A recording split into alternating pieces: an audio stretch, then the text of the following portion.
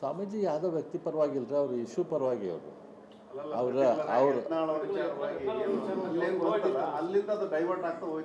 ಹಂಗೇನಿಲ್ಲ. ಈಗ ನೋಡ್ರಿ, ಸಮಾಜದ ಹೋರಾಟದಲ್ಲಿ ಮುಂದಿದ್ದವ್ರು ಯಾರು ಇದ್ದಾರೆ ಅದಕ್ಕೆ ನ್ಯಾಚುರಲಿ ಅದ್ರ ಬಗ್ಗೆ ಅವ್ರ ಸ್ಪಂದನೆ ಮಾಡ್ಬೇಕಾಗ್ತೈತಿ. ಇಲ್ಲಿಕ್ರೆ ಅದ್ರ ಬಗ್ಗೆ ಮಾಡಲಿಲ್ಲ ಅಂತಂದ್ರೆ ಅದ ಸಮಾಜನ ಅವ್ರಿಗಂತೈತಿ, ಸಮಾಜದ ಹೋರಾಟ ಮಾಡಿದವ್ರಿಗೆ ನೀವು ರಕ್ಷಣೆ ಮಾಡಲಿಲ್ಲ ಕೊಡಲಿಲ್ಲ ಅಂತೇಳಿ. ಆ ದೃಷ್ಟಿಯಿಂದ ಅವರು ಆ ಡಿಸಿಷನ್ ತೆಗೆದುಕೊಂಡಿರ್ಬೇಕು. ಅದರ ಅರ್ಥ ಅವ್ರಿಗೆ ಸಮಾಜದ ವಿಷಯದ ಬಗ್ಗೆ ಕಾಳಜಿ ಇಲ್ಲ. ಈಗಾದರೂ ಕೂಡ ನಮಗೆ ದಿನಾನು ಅವರು ಸ್ವಾಮೀಜಿಗಳು ಫೋನ್ ಮಾಡಿದ್ರೆ ಅವ್ರು ಮಾಡೋದು ಅವ್ರದ್ದು ಸಮಾಜದ ಬಗ್ಗೆನೇ ಕಾಳಜಿ. ಅವ್ರು ಯಾರೋ ವ್ಯಕ್ತಿ ಬಗ್ಗೆ ನೀವು ಹೆಂಗದ್ರಿ ಏನಂತ ಅವ್ರು ಕೇಳೋದೇ ಇಲ್ಲ ಯಾರಿಗೂ. ನಮ್ಗೆ ಸಮಾಜದ ಅದೇನಾಯ್ತು ಇದೇನಾಯ್ತು ಅಂತ ಅದ ವಿಷಯನ ಅವ್ರು ಹೋರಾಟ ನಿಂತಿಲ್ಲ. ಹೋರಾಟ ಯಾವುದೇ ರೀತಿ ನಿಂತಿಲ್ಲ. ಕೋರ್ಟದಲ್ಲಿ ಹೋರಾಟ ಮಾಡಿದ್ವಿ. ಕೋರ್ಟದಲ್ಲಿ ಮಾಡಿದ್ದಕ್ಕೆ ಕೋರ್ಟದಲ್ಲಿ ಆರ್ಡರ್ ಆಯಿತು 3 ತಿಂಗಳಲ್ಲಿ ಆಗ್ಬೇಕಂತೇಳಿ. ಈಗ 4ನೇ ತಾರೀಕಿಗೆ ಮುಗಿದ ಈಗ ಮತ್ತೆ ಈಗ ಅದನ್ನು ಟೇಕಪ್ ಮಾಡ್ತೀವಿ. ಸ್ವಾಮೀಜಿ ಪಂಚಮಸಾಲಿ ಟ್ರಸ್ಟ್ ಇವೆಲ್ಲ ಕುಸ್ತಿ ನೋಡೋ ಒಟ್ಟು ಪಂಚಮಸಾಲಿ ಟ್ರಸ್ಟ್ ಅಧ್ಯಕ್ಷರು ಸಹ ಈಗ ಬದಲಾವಣೆ ಮಾಡಿದ್ರು. ಯಾವ ರೀತಿ ಹೋರಾಟ ಆಗುತ್ತೆ ಸರ್? ಟ್ರಸ್ಟದ ಅಧ್ಯಕ್ಷನ ಬದಲಾವಣೆ ಆಯಿತು, ಮುಂದೆ ಯಾವ ರೀತಿ ಇರುತ್ತೆ ಹೋರಾಟ? ನೋಡ್ರಿ, ಇದು ಯಾವುದೋ ಒಂದು ಟ್ರಸ್ಟಿದ್ದ ಜವಾಬ್ದಾರಿ ಅಲ್ಲ, ಇಡೀ ಸಮಾಜದ ಕೂಗೈತಿ. ಯಾವುದೋ ಒಂದು ಟ್ರಸ್ಟ್ ಅಷ್ಟೇ ಅಲ್ಲ, ಇಡೀ ಸಮಾಜ ಐತಲ್ಲ ಇವತ್ತು ಸ್ವಾಮೀಜಿಯವ್ರ ಜೊತೆ ಐತಿ. ಟ್ರಸ್ಟದು ಜಸ್ಟ್ ಅದು ಕೆಲಸ ಮಾಡೋಕ್ಕೆ ಒಂದು ಅನುಕೂಲ ಆಗುವಂಥ ಸಾಧನ ಅಷ್ಟೇ. ಆದರೆ ಸ್ವಾಮೀಜಿಯವರು ಅದನ್ನೆಲ್ಲ ಮೇರಿ ನಿಂತು ಅವ್ರ ಸಮಾಜದ ಕೆಲಸ ಮಾಡ್ತಾರೆ. ಮತ್ತು ಅವ್ರು ಒಂದು ರೀತಿ ಪಾದರಸ ಇದ್ದಂಗೆ. ಅವ್ರು ಒಂದು ಕಡೆ ಹತ್ಕೊಂಡು ಕೂತ್ಕೊಂಡು ಕೆಲಸ ಮಾಡೋರಲ್ಲ. ಇವತ್ತು ಇಲ್ಲಿದ್ರಂದ್ರೆ ಸಂಜೆಗೆ ಗುಲ್ಬರ್ಗದಾಗ ಇರ್ತಾರೆ, ನಾಳೆ ಬೆಳಗ್ಗೆ ಬೆಂಗಳೂರಾಗಿರ್ತಾರೆ, ಇನ್ನೊಂದು ದಿನ ಶಿವಮೊಗ್ಗದಾಗ ಇರ್ತಾರೆ. ಆ ರೀತಿ ಸ್ವಾಮೀಜಿಯವರು ಭಾರಿ ಪಾದರಸ ಇದ್ದಂಗೆ. ಅವ್ರಿಗೆ ಯಾವುದೋ ಒಂದು ಟ್ರಸ್ಟ್ ಗಿಷ್ಟು ಕೆಲಸ ಇಲ್ಲ. ಅವರ ಒಂದು ದೊಡ್ಡ ಶಕ್ತಿ, ಅವರಿಂದನೇ ಇವತ್ತು ಹೋರಾಟ ನಡೀತಾ ಇರೋದು. ಅದೇ ರೀತಿ ನಮ್ಮ ಕೇಂದ್ರ ಸರ್ಕಾರದ ಒಂದು ಯೋಜನೆಯಲ್ಲಿ ಶ್ರೀ ಕುಮಾರಸ್ವಾಮಿ ಅವರು 4,500 ಇ ಬಸ್ಸಸ್ ಅಂದರೆ ಎಲೆಕ್ಟ್ರಿಕ್ ಬಸ್ಸಸ್ಗಳನ್ನು ಬೆಂಗಳೂರಿಗೆ ಕೊಡುವಂಥ ಸ್ವಾಗತಾರ್ಹ ನಿರ್ಧಾರವನ್ನು ತೆಗೆದುಕೊಂಡಿದ್ದಾರೆ. ಈ ನಿರ್ಧಾರವನ್ನು ನಾನು ಸ್ವಾಗತ ಮಾಡ್ತೀನಿ. ಯಾಕಂದರೆ ಪ್ರೈಮ್ ಮಿನಿಸ್ಟರ್ ಕನಸಿನ ಪ್ರಕಾರ ಪ್ರೈಮ್ ಮಿನಿಸ್ಟರ್ ಯೋಜನೆಯನ್ನು ಸಮರ್ಪಕವಾಗಿ ನಮ್ಮ ರಾಜ್ಯಕ್ಕೆ ಬೆಂಗಳೂರಿಗೆ ತಲುಪಿಸುವಂಥ ಕೆಲಸ ಶ್ರೀ ಕುಮಾರಸ್ವಾಮಿಯವರು 4,500 ಹೊಸ ಬಸ್ಗಳನ್ನು ಕೊಡುವುದರ ಮೂಲಕ ಇವತ್ತು ನಾವು ಇಡೀ ರಾಜ್ಯಾದ್ಯಂತ ನಾವು ನೋಡಾತೀವಿ, ಬಸ್ಗಳಿಲ್ಲ ಅಂಥೇಳಿ ಜನ ಒದ್ದಾಡ್ಬೇಕಾದ್ರೆ 4,500 ಬಸ್ಗಳನ್ನು ಕುಮಾರಸ್ವಾಮಿಯವರು ಬೆಂಗಳೂರಿಗೆ ಈ ಬಸ್ಗಳನ್ನು ಕೊಡುವಂಥ ಕೆಲಸ ಮಾಡ್ತಿದ್ದಾರೆ. ಈ ಸಂದರ್ಭದಲ್ಲಿ ನಾನು ಕುಮಾರಸ್ವಾಮಿಯವರಿಗೆ ನಾನು ಕೂಡ ಒಂದು ಪತ್ರವನ್ನು ಬರೆದಿದ್ದೇನೆ. ಮೊನ್ನೆ ಬರೆದು ನಮ್ಮ ಹುಬ್ಬಳ್ಳಿ, ಧಾರವಾಡ, ಬೆಳಗಾವಿ, ಬಳ್ಳಾರಿ, ಬಿಜಾಪುರ, ಗುಲ್ಬರ್ಗ, ಉತ್ತರ ಕರ್ನಾಟಕದ ಈ ನಗರಗಳಿಗೆ ಕೂಡ ಈ ಯೋಜನೆಯನ್ನು ವಿಸ್ತರಿಸಿರಿ. 4,500 ಬಸ್ಗಳು ಬೆಂಗಳೂರಿಗೆ ಏನು ಕೊಟ್ಟಿರಿ, ಅದರ ಜೊತೆ ನಮ್ಮ ಉತ್ತರ ಕರ್ನಾಟಕದ ನಗರಗಳಿಗೆ ಕೂಡ ನೀವು ಬಸ್ಸನ್ನು ಕೊಡ್ರಿ ಅಂತ ವಿನಂತಿ ಮಾಡಿದ್ದೇನೆ. ಪತ್ರ ಬರೆಯೋದಲ್ಲದೆ ಅವ್ರಿಗೆ ಫೋನ್ ಮಾಡಿ ಕೂಡ ನಾನು ವಿನಂತಿ ಮಾಡಿದ್ದೇನೆ. ಅವರು ಇದಕ್ಕೆ ನಾನು ಸ್ಪಂದಿಸ್ತೇನೆ ಅಂಥೇಳಿ ಭರವಸೆಯನ್ನು ಕೊಟ್ಟಿದ್ದಾರೆ.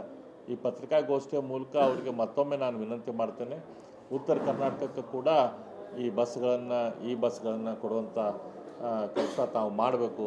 ತಮ್ಮಿಂದ ಈ ಕೆಲಸ ಉತ್ತರ ಕರ್ನಾಟಕದ ಜನರಿಗೆ ಸಿಗಲಿ ಅಂತೇಳಿ ನಾನು ವಿನಂತಿ ಮಾಡ್ಕೊತೀನಿ. ಪ್ರೈಮ್ ಮಿನಿಸ್ಟರ್ದು ಈ ಬಸ್ಸದ್ದು ಒಂದು ಯೋಜನೆ ಇದೆ.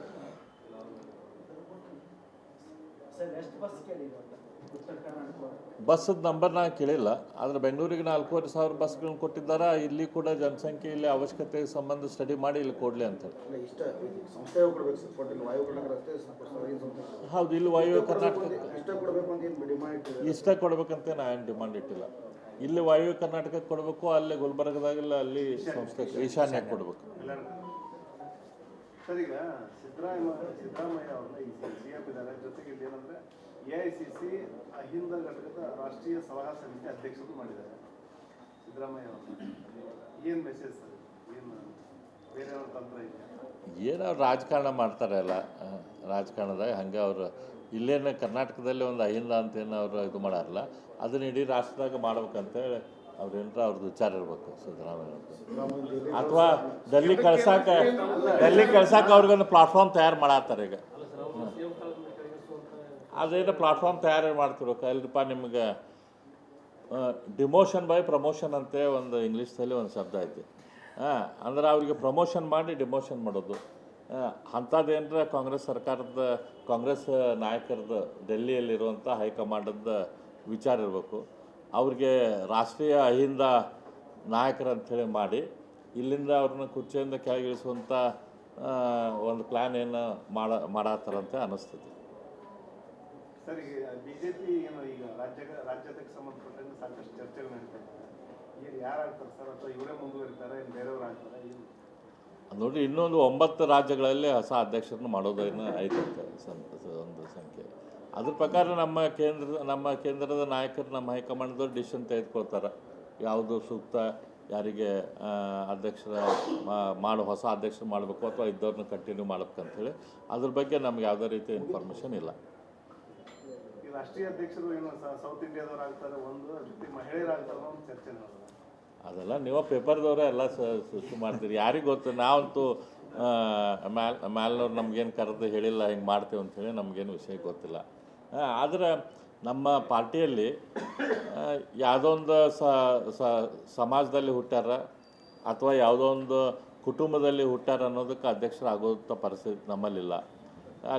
ಇಲ್ಲಿ ಹಿಂದೆ ನೆಹರು ನಂತರ ಇಂದಿರಾ ಗಾಂಧಿ ನಂತರ ರಾಜೀವ್ ಗಾಂಧಿ, ಆಮೇಲೆ ರಾಹುಲ್ ಗಾಂಧಿ, ಆಮೇಲೆ ಪ್ರಿಯಾಂಕಾ ಗಾಂಧಿ ಮಕ್ಕಳು ಅಲ್ಲೇ ಕಾಂಗ್ರೆಸ್ ಸರ್ಕಾರದಲ್ಲಿ ಅವರು ಅಧ್ಯಕ್ಷರ ಹಾಕ್ಕೊಂತ ಹೋಗೋರು. ಆದರೆ ನಮ್ಮ ಪಾರ್ಟಿಯಲ್ಲಿ ಬೇರೆ ಬಂಗಾರು ಲಕ್ಷ್ಮಣ ಅಂತ ಹಿಂದುಳಿದ ಸಮಾಜದವರು. ಕುಟುಂಬ ರಾಜಕಾರಣ ನಿಮ್ಮಲ್ಲಿ ಇಲ್ಲ ಅಂತೀರಿ ಸರ್?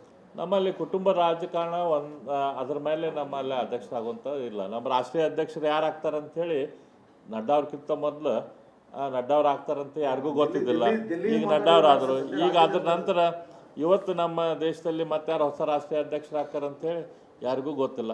ಅದು ಎಲ್ಲರೂ ಕೂಡಿ ಹಿರಿಯರು ಕೂಡಿ ಡಿಸಿಷನ್ ಮಾಡ್ತಾರೆ. ಕರ್ನಾಟಕದಲ್ಲಿ ಏನಿಲ್ಲ ಸರ್ ಕುಟುಂಬ ರಾಜಕಾರಣ ಬಿಜೆಪಿ.